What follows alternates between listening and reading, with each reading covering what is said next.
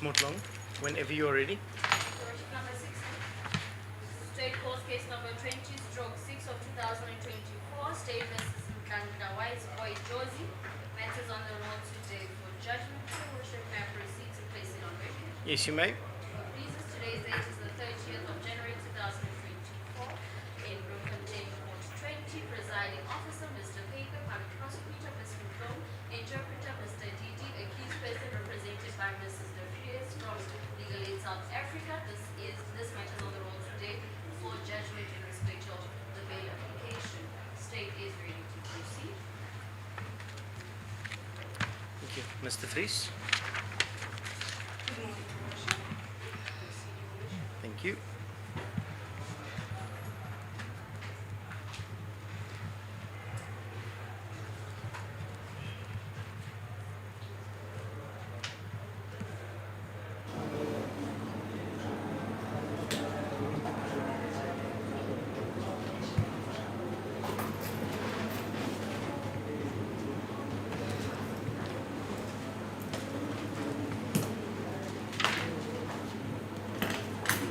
Thank you.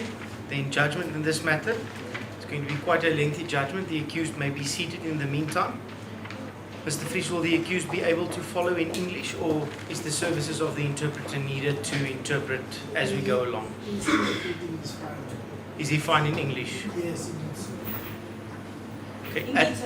At any point, sir, if you do not follow, you must just indicate so that the court can then utilize the services of the interpreter to interpret to you. Thank you.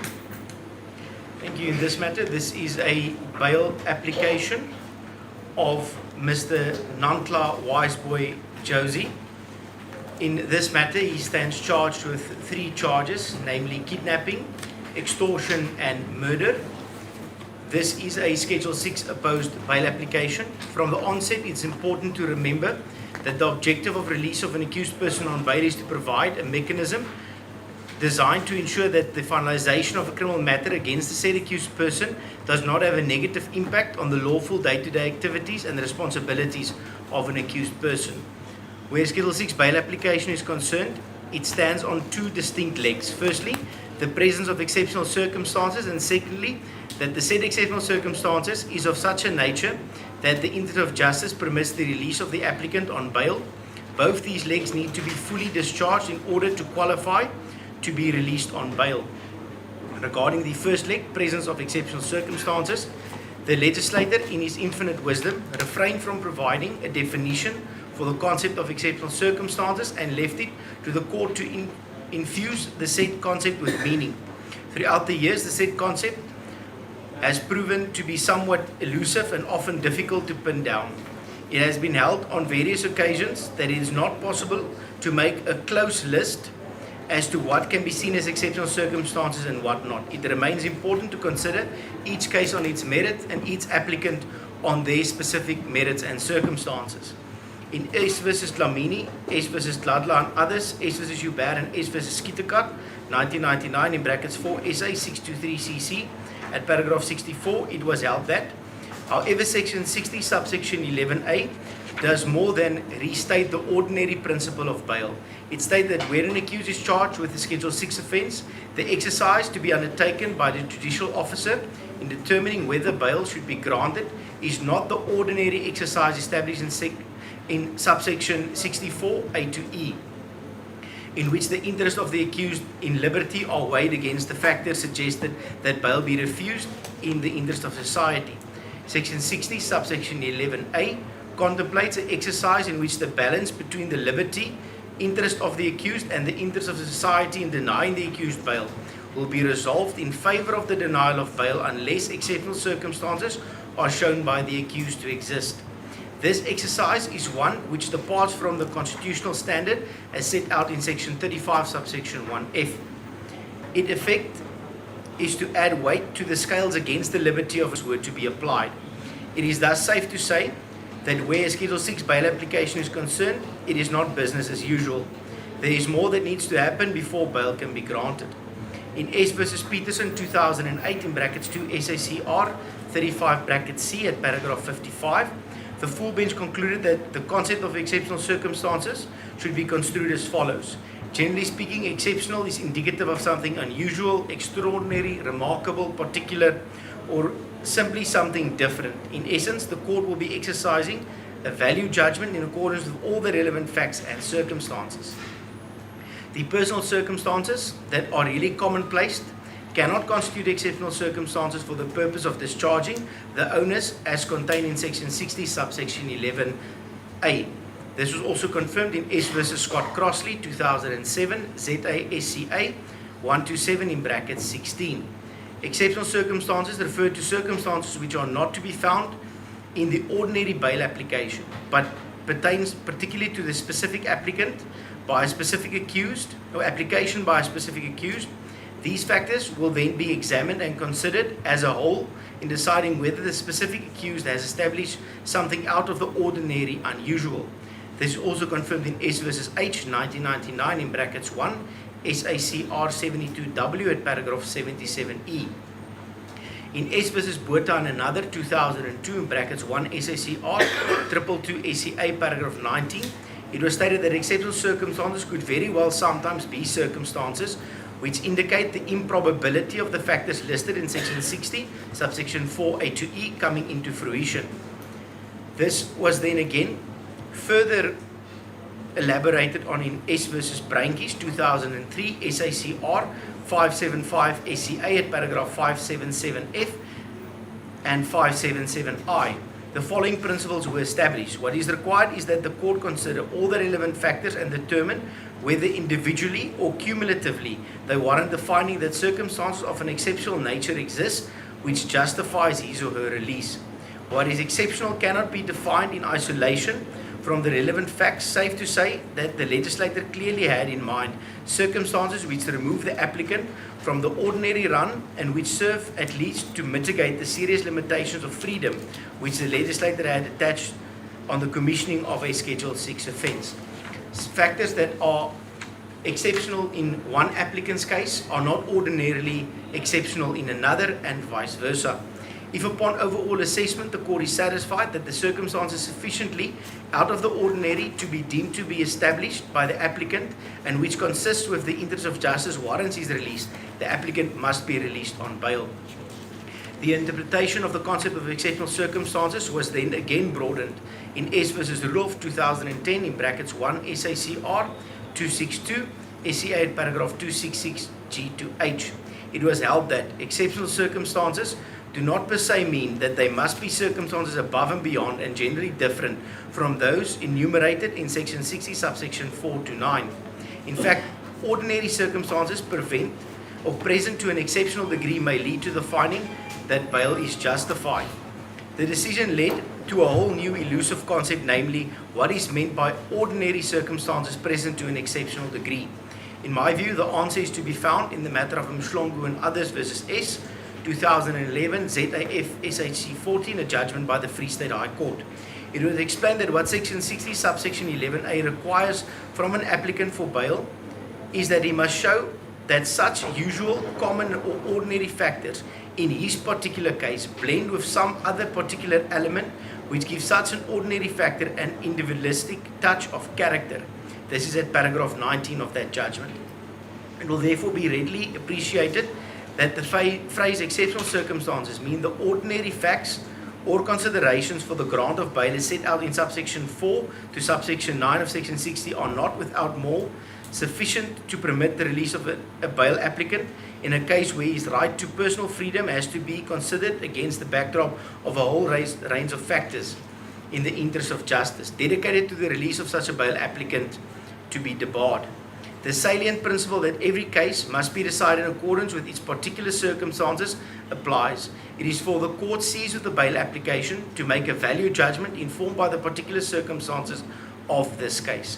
In S versus Muhammad 1999 in brackets 2 SACR 7C, it is held that the true inquiry is thus whether the proven circumstances are sufficiently unusual or different to warrant the release of the accused person. What is seen as significantly will differ from each case. Now we'll turn to the second leg. The interest of justice must permit the release of the accused on bail. Therefore, if the first leg is proven to be present, The court must then proceed to consider the second leg. The second leg of the test an applicant in Schedule 6 bail application must pass is if the interest of justice permits his release. Section 60, subsection 4 to 9 of the Criminal Procedure Act. Here, Section 60, subsection 4 makes it clear that if any of the factors listed in Section 60, subsection 4 to 9 is found to be present, the interest of justice will not permit the release of the applicant on bail. The concept of interest of justice is thus a combination of a number of factors which results under 5 very specific subheadings. The pivotal question here is whether specific likelihoods present itself in the accused if the accused is released on bail, namely, number 1, the endangerment of public safety or specific person or the commissioning of a Schedule 1 offence by the accused. 2, the accused will attempt to evade his trial or attempt to do so.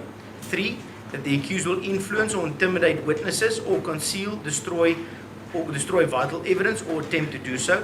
4, that such release will jeopardize the objectives of proper functioning of the criminal justice system or bail system.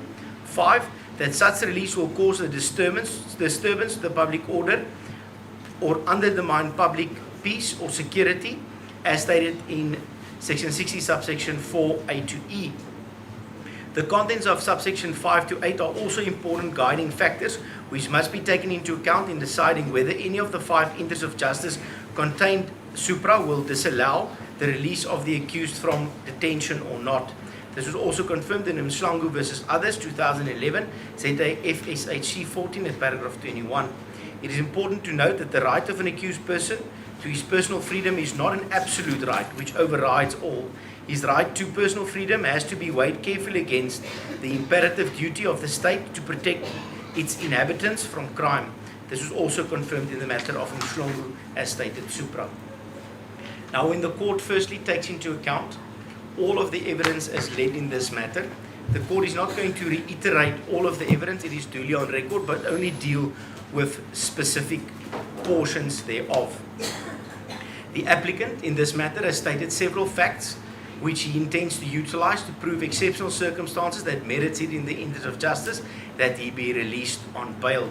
The first element, as stated in this regard, is that he is a caregiver and that he is a breadwinner of his family. He is married with 1 child and the child also suffers from a disability. In this regard, in Mogoje 1999, in brackets 1 SACR 233 NC at page 243, it is stated, the fact that a business interest of an accused or applicant was suffering in the absence did not constitute an exceptional circumstance, since everyone that is in custody is determinantly detrimentally affected in one way or another by his or her incarceration. Now, taking into account the facts of the accused hearing, the court has to take into account firstly this distinction between a breadwinner and a primary caregiver. Initially in the evidence of the accused, it was stated that he is the caregiver of the minor child. However, during cross-examination, it was actually established that he is the breadwinner and then he assists primary caregiver. A breadwinner is a person working and earning an income with which to maintain his family. A primary caregiver, on the other hand, is a person who is responsible for the day-to-day care of a minor child. It includes looking after the child, taking the child to school, feeding the child, cleaning the child, providing the child with emotional support, disciplining the child, and to ensure that the child gets medical attention as and when needed. In S versus Peterson 2008, in brackets 2 SACR 355C, the following was held. When, as in the present case, the special circumstances relied on by the accused include the constitutionality protected in terms interest of a minor child, this court must, in terms of section 28 subsection 1b of the Constitution, take cognizance of the child's right to family care and parental care, or to appropriate alternative care when removed from the family environment. Inasmuch as a decision in regard to the appellant's bail application and subsequent appeal to this court will of necessity impact the child, it must not lose sight that the child's best interests are, in terms of section 28 subsection 2 of the Constitution, paramount. This does not, of course, mean that such interest will simply override all the legitimate interests, such as the interest of justice or the public interest.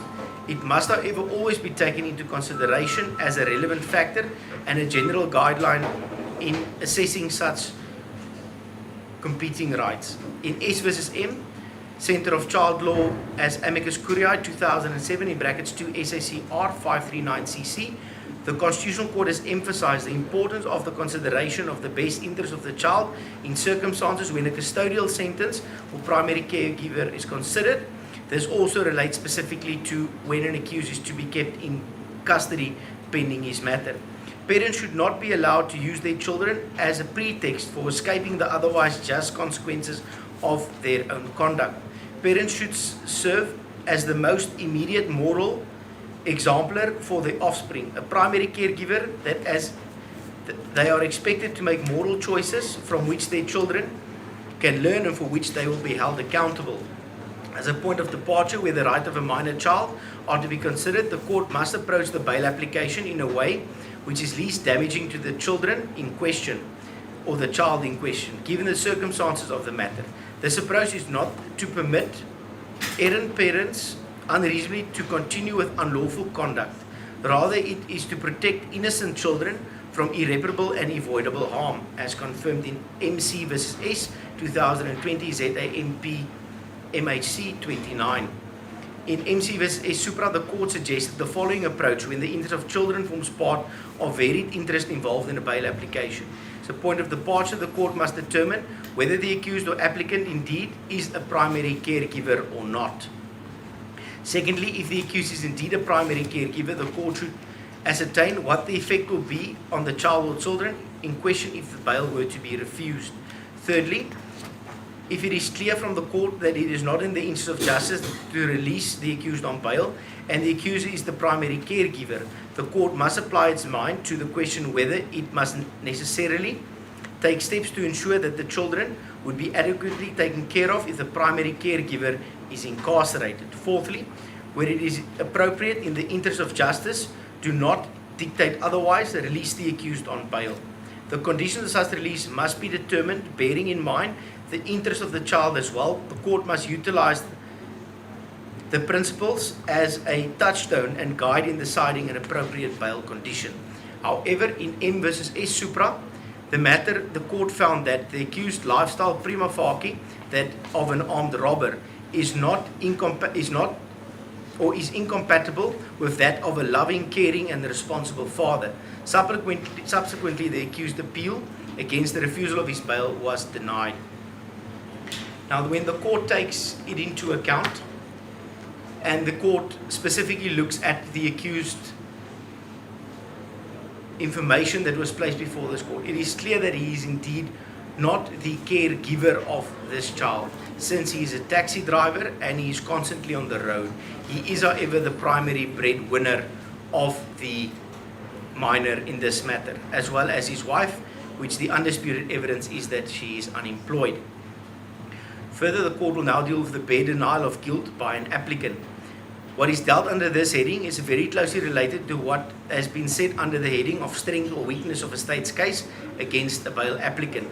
An applicant, of course, has the right to remain silent and not answer any questions regarding the merits of the case. However, there is a very fine line between disclosing too little and disclosing too much during a bail application. Ultimately, it is for the accused person to decide and weigh up his rights in this regard and decide whether or not to challenge the strength of the state's case. This is his right and his choice, but in the absence of evidence to the contrary, regard must be had to the evidence on the merits put forward by the state regarding the strength of its case against the accused. This is confirmed in S versus Muhammad 1999 in brackets 2 SACR 7 in brackets C. A mere bare denial of the considerations as contained in section 60 subsection 4 is inefficient to show exceptional circumstances. This is also confirmed in S versus Botha and another 2002 in brackets 1A 1 SACR 222 SCA at paragraph 18. A bare denial or promise of bail by an applicant that is released from detention who will not abuse his right by offending or frustrating or endangering any of the variety of the public interest is also in itself not sufficient. Also confirmed in Mslongo and others versus and S versus Botha as stated supra. What is important in this regard to note is in regard to the matter of kidnapping, as well as extortion, as well as murder. The accused stated a bare denial in this court and did not deal with this aspect. What he did deal with is how the cell phone of the deceased got into his possession, and that he allegedly bought the cell phone from a hawker that was selling in the CBD of Bloemfontein. In this regard, 6th to the 8th of December, he approximately bought this cell phone. The evidence by the state in this regard specifically is that on the 3rd of December, there is evidence by way of section 205 warrant that was obtained that his SIM card was inserted into the deceased cell phone. In this regard, the evidence by the investigating officer also confirmed the aforesaid. It confirmed that the other person that allegedly sold him the cell phone confirms that they sold the cell phone to the accused. There is, however, no information before this court to determine whether or not the cell phone that was sold is indeed the cell phone that the accused bought from this person. The evidence before this court is, however, that the SIM card was inserted in the cell phone prior to all of the dates provided by both the accused and the investigating officer of when the cell phone was allegedly bought. Accordingly, either if the cell phone was bought on the 4th, the 6th, the 8th, or thereafter, there is no explanation why the accused SIM card would then be in the phone on the 3rd of December prior to that, and this evidence is not challenged. Accordingly, the court take cognizance of the accused explanation in this regard. It further at this point in time is not needed for the court to evaluate whether or not the accused is indeed guilty of the offense that he has committed, or allegedly committed. What is important for the court is to determine whether or not the state indeed has a prima facie case against the accused. This was confirmed in several matters such as Mafe vs. S 2002, ZAWCHC 108, as well as other matters in Zekeli vs. S 2016 ZAFSHC, where it was held that what is required from a bail applicant is to prove on a balance of probabilities that he would be acquitted of the offence so charged with. In the absence thereof, the prosecution is not obliged to disclose full details of its case prematurely until the matter is trial ready. It is further stated, until and unless the bail applicant has established a prima facie case that the prosecution against him would fail in its case against him, there is no duty on the state to rebut his version pertaining to the alleged weakness of the case against him. This is also confirmed in S vs. Matebula 2010 in brackets 1 SACR 55 SCA in paragraph 12 to 13 S vs. Van Wyk. Now, in this regard, the court also take cognizance of the undisputed evidence that the accused was placed in the vicinity where the kidnapping took place. This aspect, although it's disputed that this is an unknown witness and the identity of the witness has not been disclosed, it was not challenged or disputed that the accused was in the vicinity when the kidnapping took place. Furthermore, that his SIM card was then days thereafter inserted into the cell phone of the deceased prior to the dates of the alleged purchase. The court is therefore satisfied that indeed there is a prima facie case for the accused to answer to. The court must further look at whether or not there is a likelihood that the accused will evade his trial. Before the court moves on to this, in regard to the first leg of the test, although all of the elements of the accused is indeed commonplace, the court is satisfied that as the test in S versus Rudolph, that cumulatively his circumstances does to an exceptional degree have to be taken into account as exceptional circumstances, and therefore the court has to consider the second leg of the test. In this regard, the court has to consider the 5 factors as stated previously, whether or not there is a likelihood that the accused will evade his trial, whether he will there's a likelihood that he will commit a further Schedule 1 offence or endanger the public, whether or not he will influence or intimidate witnesses or destroy any evidence, or that he will jeopardize the public safety. Now, if the court firstly look regarding the accused's likelihood to evade his trial, in this regard, the evidence before this court is that the accused has 2 pending matters. He has no previous convictions. In regard to the pending matters, in his evidence in chief, he provided 2 specific dates upon which these matters would be appearing in the future. During cross-examination, however, it was placed before this court that in one of those matters, a J165 warrant was issued for the accused due to his failure to appear.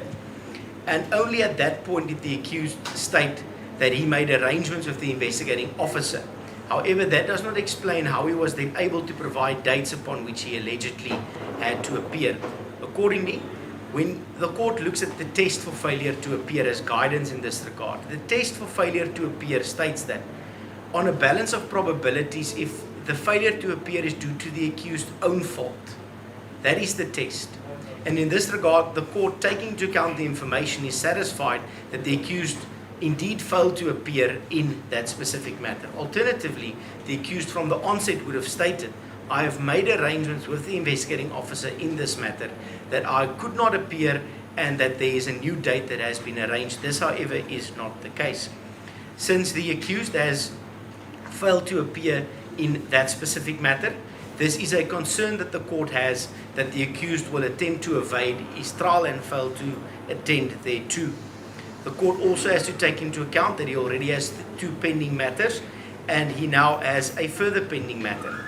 When the court looks at the case law in this regard, being S versus Mohammed 1999 in brackets 2 SACR 7C at paragraph 35, where it is dealt with also an accused that has previous convictions and 2 pending matters, the court duly held that this alludes to an accused being a flight risk. I deem past conduct of an accused person as the best indicator of future conduct. In this instance, my viewpoint is supported by these cases. Further, it's also confirmed in Mazibuko vs. S 2022, ZAFSHC 15, where in this matter also, the accused had applied for bail. He had 2 pending matters, and the court found that it counted heavily against the release of the accused on bail. It was thus enough to demonstrate a propensity to commit crime, and bail was subsequently denied. The same viewpoint was taken in the matter of Masibuko 2010, 1 SACR 433 KZP at paragraph 26, as well as in Zekeli vs. S 2016, ZAFSHC 156, the matter of Yanta 2021, ZAWCHC 96, and S versus Peterson in 1992, brackets 2 SACR 52. Accordingly, it is clear, and I'm satisfied that the accused also has the propensity to commit Schedule 1 offences, and therefore there is also the risk that he would commit a further Schedule 1 offence. Furthermore, when the court specifically looks at the address the accused provides, it has always been this court's viewpoint that every person very well knows where they reside. When the police inquires from you what your address is, there is no reason to not give them your residential address. He initially gave an address of his parental home, which the police then visited, and it was established that although this is his parental home, he is not a resident there. There was then a further address also in Sterkspruit provided, which although this is his home in Sterkspruit, he only sometimes resides there. But during cross-examination, a third address in Batu was alluded to. Now, in regard to the Batu address, in argument, the representative for the applicant stated that he did not provide this address since he can no longer afford this address since he is in custody. This might, however, currently be the case, but that was not the case when evidence was led in this regard. Therefore, the fact that the accused is a taxi driver that drives up and down from Sterkspruit to Bloemfontein, together with the fact that he was very reluctant to provide his address in this regard, is a further point whereby the court deems the accused as a flight risk. When the court then specifically looks at the factors as set out in paragraph 19 of this court's judgment, being the 5 factors the court needs to consider whether or not it is in the interest of justice. The court hereby finds that indeed the factors as set out in subsection 60, subsection 4A to E of the Criminal Procedure Act, that they are indeed present in the current case. And as such, the court needs to decide whether or not there is any specific bail conditions that the court can set that will alleviate this fear of the court, whereupon the accused may then be released on bail. When the court considers all of this, as well as all of the other factors stated, the court is of the opinion that there are no bail conditions the court can set that will alleviate the court's fear in this regard. Accordingly, the accused bail hearing is denied.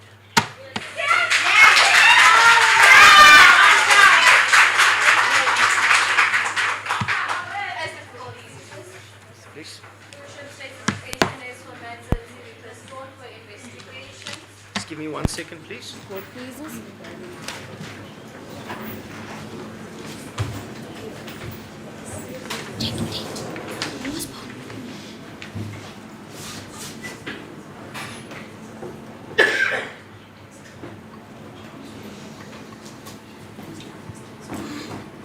Suggested date for investigations, 29th of March 2024. 29th March for investigations, Your Worship. Date suitable? Date is suitable, Your Worship. Thank as you. the court pleases.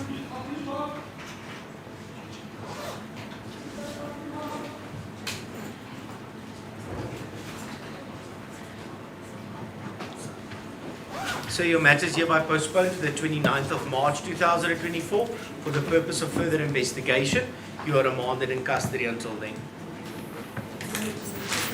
Your Worship, that concludes my role for this honourable court. May I be excused, Your Worship? Yes, you may be excused. Thank you. Your Worship.